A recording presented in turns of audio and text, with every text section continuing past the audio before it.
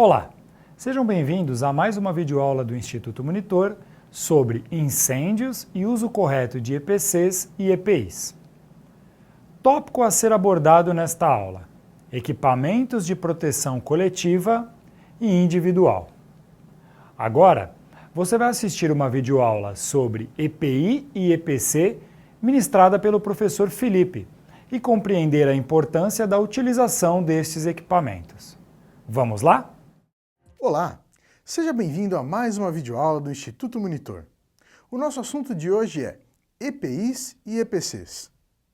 Os tópicos a serem abordados serão EPIs, EPCs, higienização dos EPIs e EPCs, certificado de aprovação CA.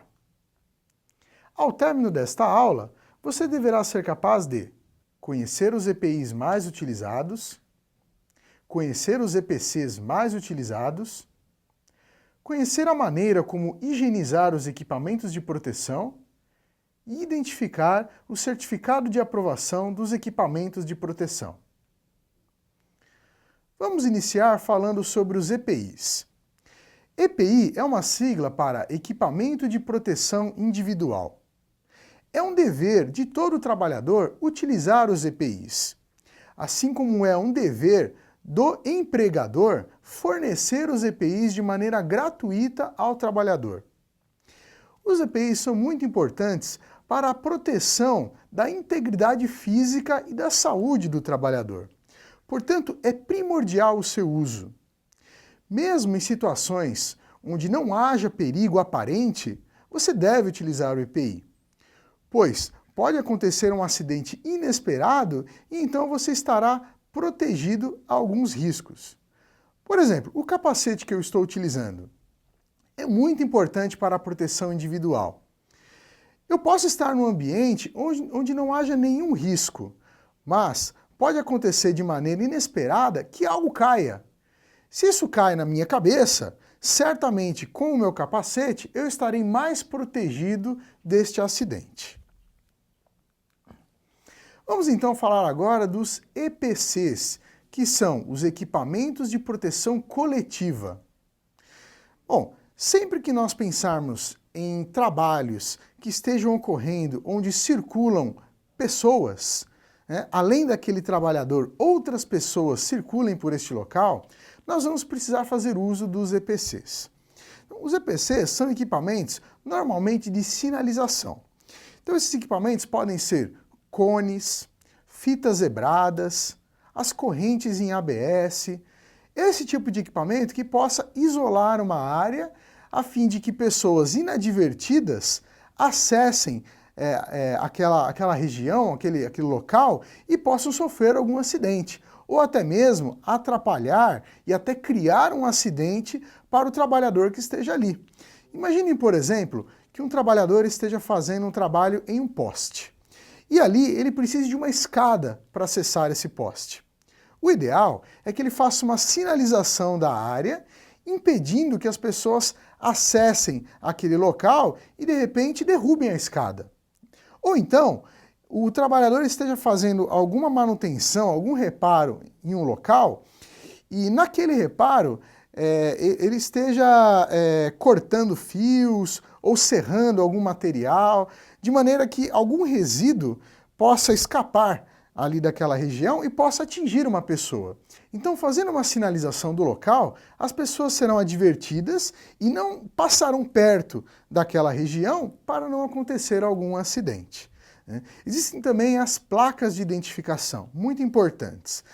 Principalmente em locais que possuem tensão elétrica, que podem ser perigosas às pessoas, essas placas devem advertir as pessoas para não acessarem esses locais, ou então, se forem acessar, para que elas tenham cuidado, porque ali há presença de tensão elétrica. Outro aspecto muito importante é a higienização e a conservação dos EPIs e dos EPCs. Não existe uma regra geral para isso. O que nós devemos tomar cuidado é para seguir as orientações do fabricante.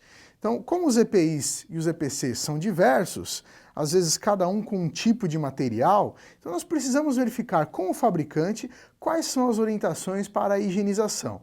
Às vezes, simplesmente passar um pano, né? Às vezes passar um material de limpeza para poder protegê-lo, né? Mas sempre tomando muito cuidado para não depreciá-lo. Além disso, a maneira com que nós vamos armazenar esses equipamentos é muito importante. Se eu armazená-lo de maneira incorreta, jogado numa gaveta, num armário, eu posso danificá-lo com um tempo muito menor de vida útil dele. Aliás, o equipamento de proteção individual e o coletivo são de responsabilidade de guarda do trabalhador. Então, o empregador deve fornecer gratuitamente, mas cabe ao trabalhador manter a guarda daquele equipamento pelo tempo de vida útil dele. Senão, o próprio trabalhador terá que substituí-lo. Outro aspecto muito importante é o certificado de aprovação, que nós chamamos de CA. Esse certificado de aprovação está gravado em todo equipamento de proteção. Então, todo equipamento de proteção tem um número de CA ali gravado no próprio equipamento. Isso é muito importante porque é através deste número que nós verificamos qual é a validade do EPI ou do EPC. Isso é muito importante e é uma informação de domínio público, ou seja, você pode acessar o site do Ministério do Trabalho e verificar ali qual é a validade desse equipamento de proteção. Muito importante porque, quando há uma fiscalização do Ministério do Trabalho, o fiscal vai realmente pegar os equipamentos de proteção, verificar os números desses CAs e vai consultar o site do Ministério do Trabalho para verificar se o equipamento está dentro da validade. Não pode-se utilizar um equipamento que esteja fora da validade. E a maioria dos equipamentos tem validade de 2 anos, ou seja, nunca você poderá utilizar o mesmo EPI por mais de 2 anos, mesmo que o equipamento ainda esteja em bom estado. Tá? Por mais que visualmente, tecnicamente ele esteja em bom estado, após 2 anos ele tem que ser trocado. Tá? Senão o próprio CA vai denunciar que o equipamento está fora da validade. Trouxe algumas dicas para vocês aqui.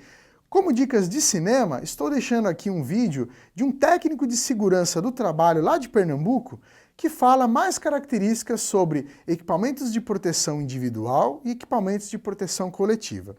Estou deixando aqui também um vídeo de como você vai identificar o CA no seu equipamento de proteção. E como dica de leitura, estou deixando um texto também sobre CA. Esse texto vem de um fabricante de equipamentos, ou seja, se é responsabilidade dele colocar o CA no equipamento, então estamos trazendo aqui como que o próprio fabricante enxerga essa questão de certificado de aprovação. Bom, pessoal, eu deixo para você aqui um saiba mais sobre a classificação dos EPIs. É importante entender qual o EPI que existe, quais são os EPIs que existem e qual a sua usabilidade. Chegamos ao final de mais uma videoaula do Instituto Monitor sobre incêndios e uso correto de EPCs e EPIs. Espero que tenham gostado. Frequentem nossas redes sociais e até a próxima!